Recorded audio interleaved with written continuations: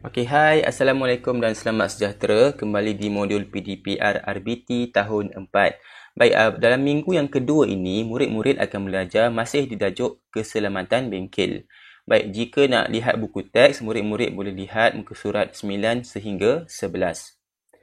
Baik, dalam tajuk di minggu 2 ini, murid-murid akan belajar mengenai dua perkara, iaitu pertamanya, bagaimana untuk mengambil langkah keselamatan sekiranya berlakunya kemalangan ataupun kecederaan di dalam bengkel.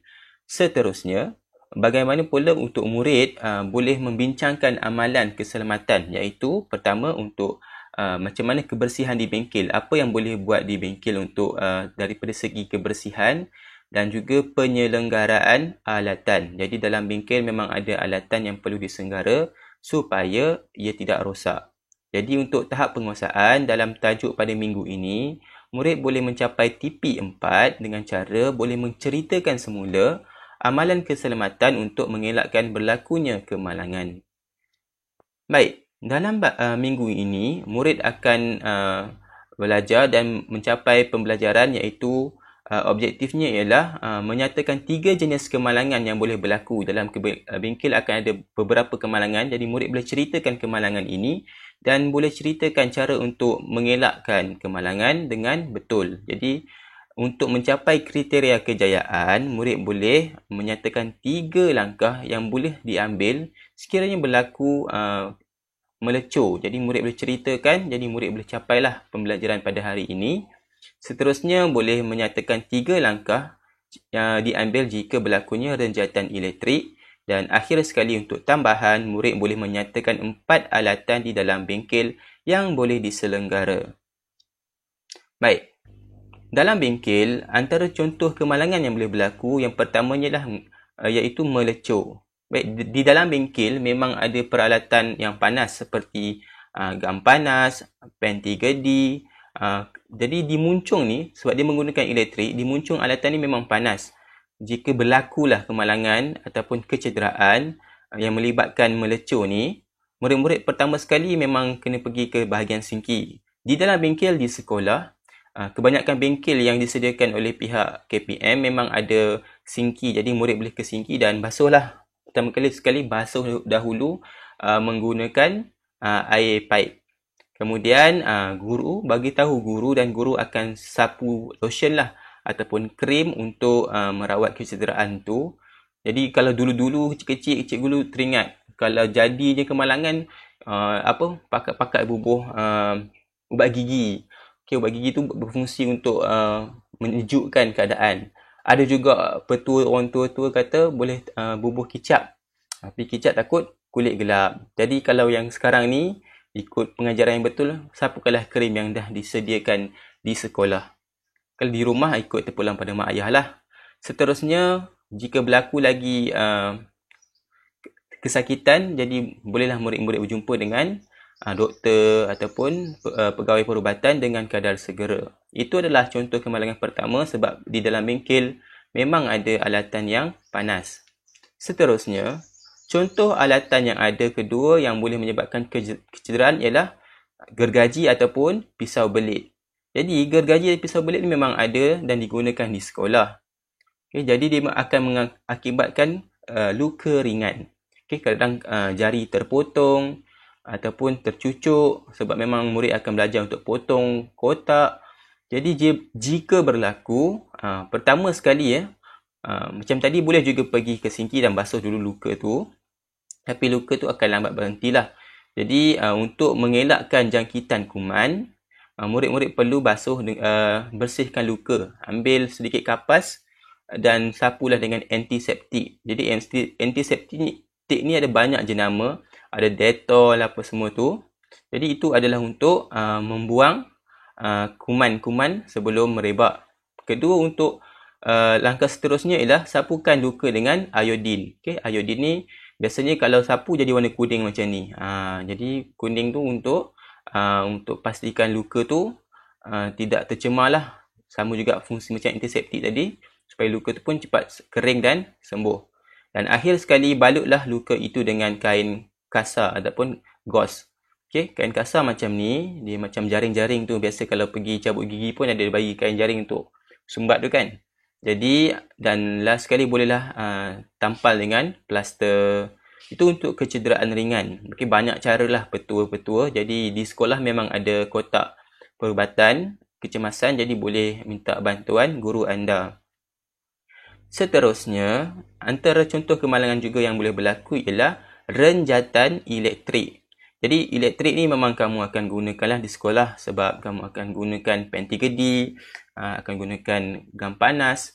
Jadi bila berlakunya kebocoran dalam alatan ataupun silaplah pegang Swiss, pertama sekali jika berlaku yang orang dah kena elektrik tu dia memang akan sakit. Kalau cepat-cepat tarik tak ada masalah.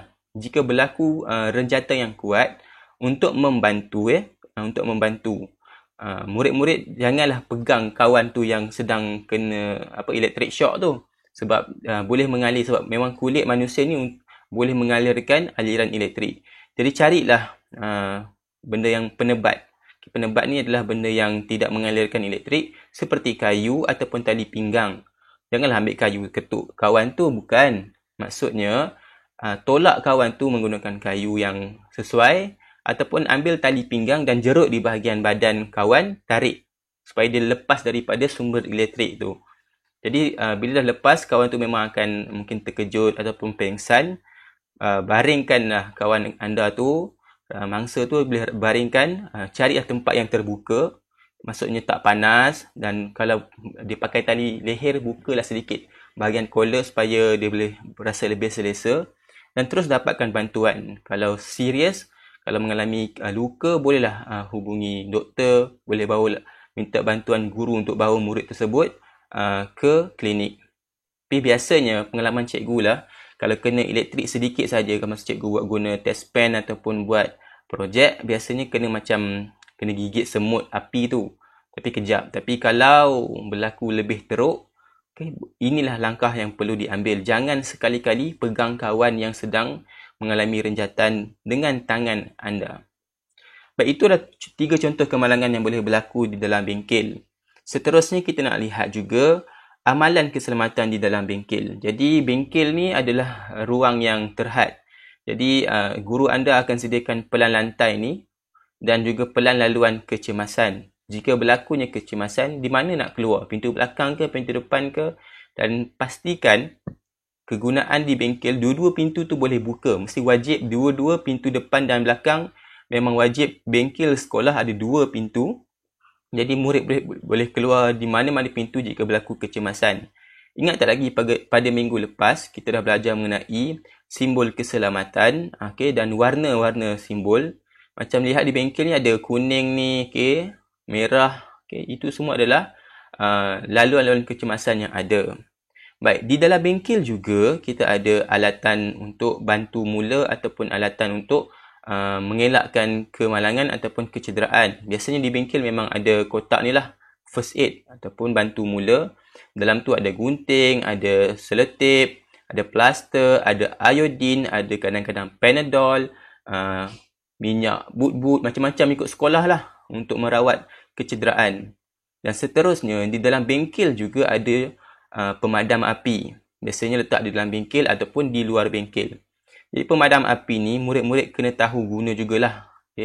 Biasanya kalau boleh tengok dekat Google ataupun YouTube, dia ada singkatan PASS, P-A-S-S.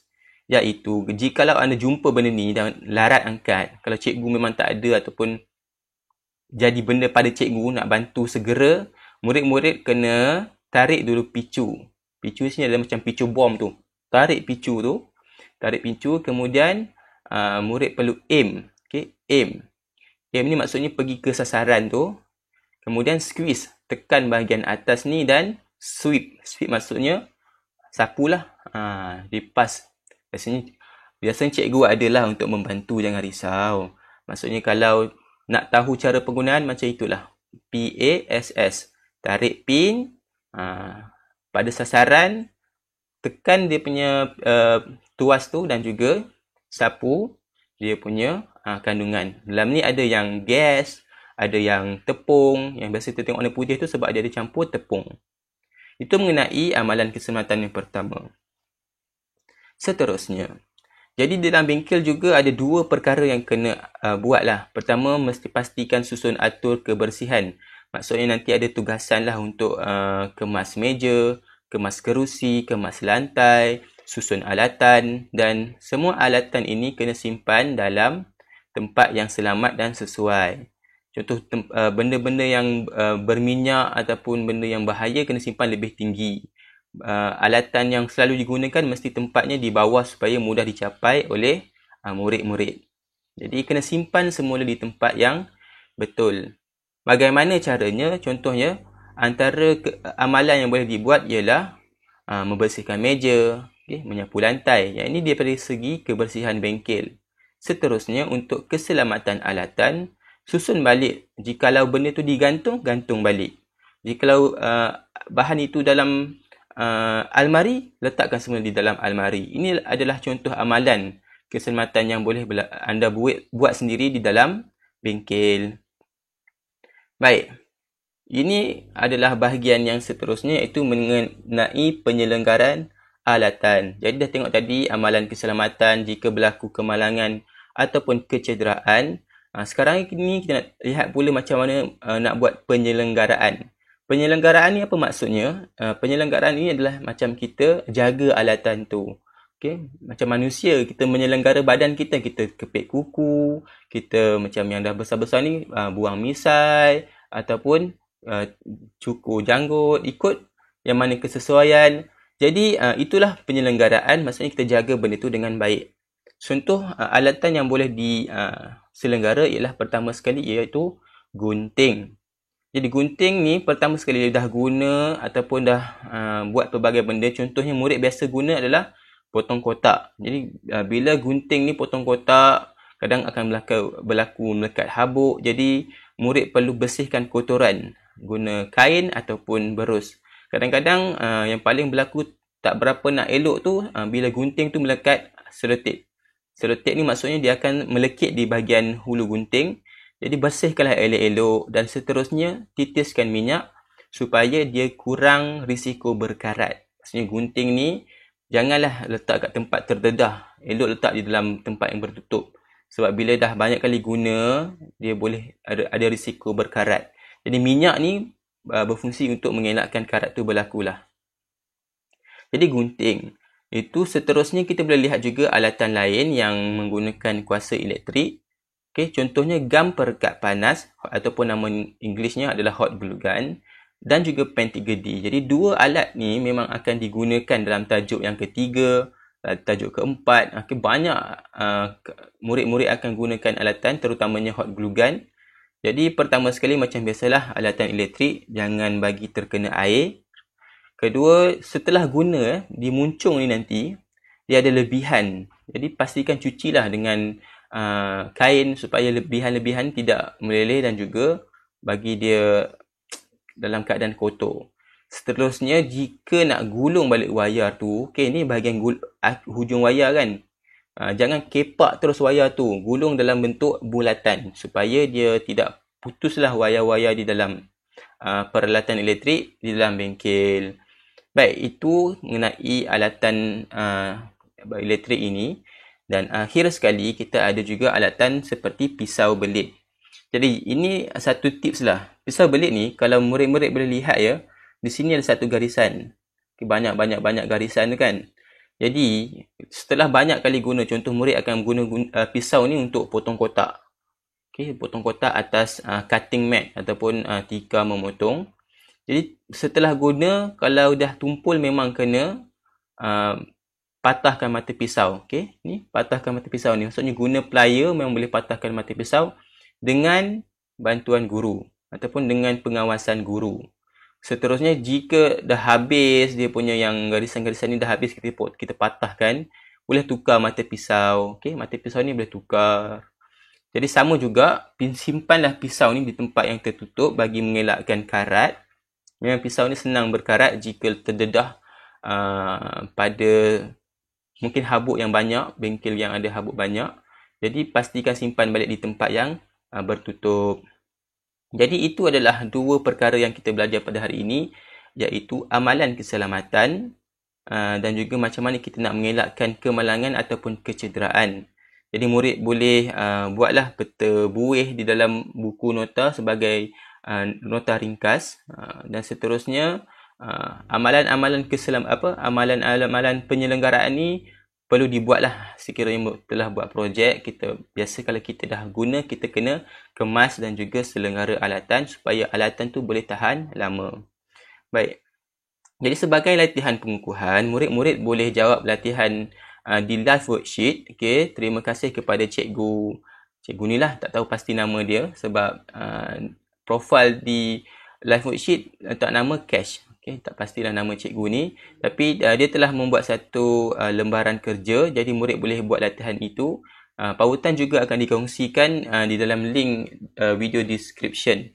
Jadi terima kasih pada minggu ini murid-murid telah belajar mengenai bagaimana untuk mengamalkan keselamatan dan juga menyelenggara alatan. Baik, terima kasih kerana menonton. Pastikan anda subscribe video dan subscribe channel dan share video supaya ramai lagi dapat info mengenai RBT tahun 4. Okey, berjumpa lagi pada minggu hadapan. Terima kasih. Assalamualaikum.